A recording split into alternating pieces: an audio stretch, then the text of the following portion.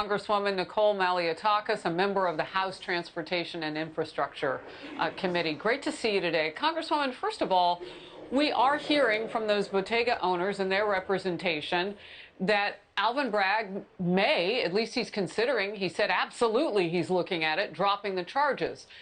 He has been soft on crime, and that may not absolve him of what's happening now, but it may be a flex that he chooses to make right now.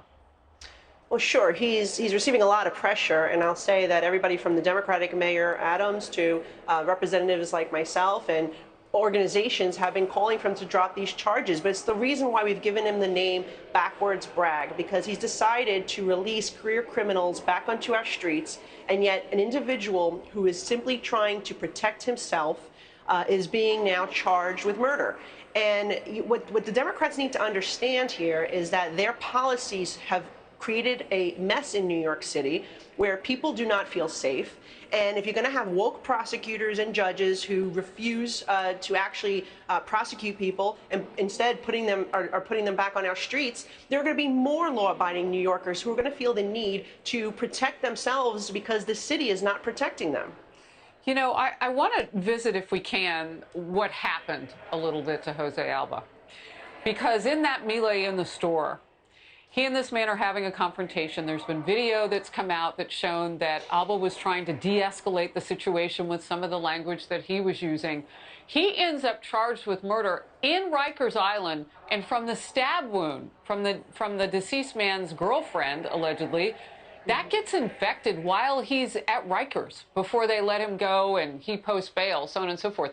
That journey matters because there are a lot of victims that are coming into contact with potential criminals these days. Yeah, what happened to Mr. Alba is just plain wrong. I mean, again, a hardworking immigrant who was just simply trying to make a living. An individual walks into the store, tries to take a bag of potato chips without paying for it, and then when he, said you have to pay for something when you come in the store, she leaves and brings back a boyfriend to then, really not just mistreat, but attack Mr. Alba. And so he was acting in self-defense, and I think that's very clear from the video. But it goes to just show, again, how an individual who was arrested 8 prior times was being released back onto the street to now bully Mr. Alba. And I think that we need to restore law and order. People feel there are no consequences. These individuals are emboldened. You saw it with the smash and grabs. You saw it with the looting during the summer of 2020. They feel emboldened, and it's the Democrats' policies that are creating this environment. Well, and it wasn't just the looting and all of it and the death of a policeman, Officer Dorn, and all of that, as if that were not enough.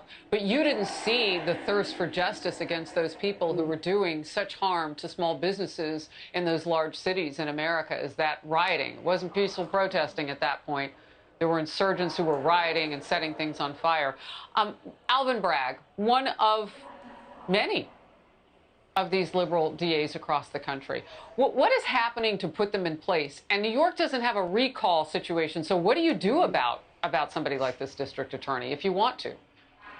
Yeah, well, we know there's a movement, and a lot of it is funded by individuals like George Soros who want to place radical district attorneys in America's cities. It is a real issue. You're seeing San Francisco recall. We don't have that choice here in New York, but what we do have is the ability for the governor to fire a district attorney, to remove a district attorney. Governor Hochul refuses to do that. She also refuses to fix New York's radical bail laws that is responsible for releasing thousands of criminals back onto our streets, repeat offenders, people with 12, 2 dozen prior arrests, going back on the street to commit more crime and prey against New Yorkers because Albany will not fix the radical bail law. I know Lee Zeldin, who is running against Kathy Hochul, says that he will fire Alvin Bragg on day one, and he will also push for fixing, if not completely repealing, the bail law that has created this messy environment.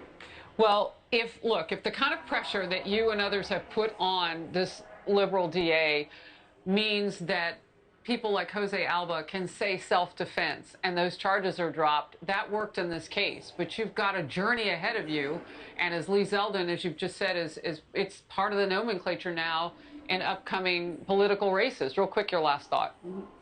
No, that's absolutely true. Look, if New Yorkers want to change what is happening in New York, you can't keep electing the same people that are allowing this to happen. Do you know that there was a drug cartel smugglers $1.2 million in meth on the streets of New York City. They were arrested and they were released because of the bail law. That is completely outrageous. And it shows you how the federal policies at the border and the local policies in New York City have come together to just make America less safe.